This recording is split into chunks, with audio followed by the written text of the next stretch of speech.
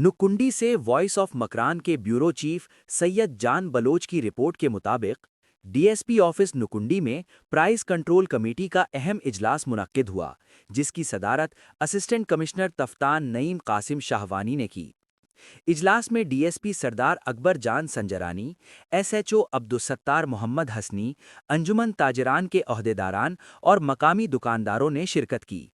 اجلاس میں ماہ رمضان المبارک کے پیش نظر اشیاء خورد نوش کے نرخ مقرر کیے گئے تاکہ شہریوں کو زیادہ سے زیادہ ریلیف فراہم کیا جا سکے اور مصنوعی مہنگائی کا سدباب ممکن بنایا جا سکے۔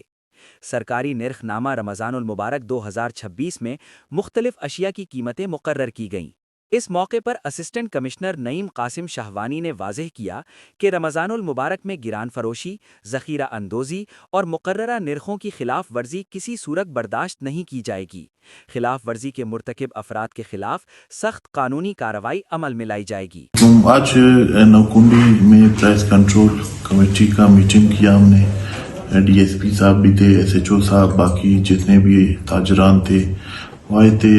تو ابھی رمضان شریف شروع ہونے والا ہے، میں سب سے دکانداروں سے یہی میری گزارش ہے کہ آپ لوگوں نے چیزیں مہنگے نہیں بیچنا ہے۔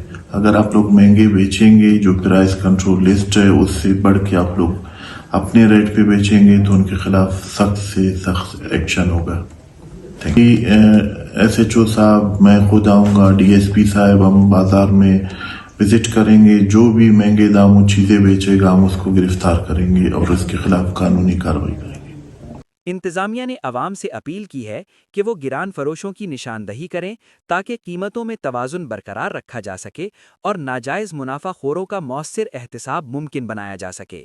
تازہ ترین خبروں اور تبصروں کے لیے voice of Makran YouTube channel, Facebook page اور واٹس ایپ چینل کو فالو اور سبسکرائب کیجیے۔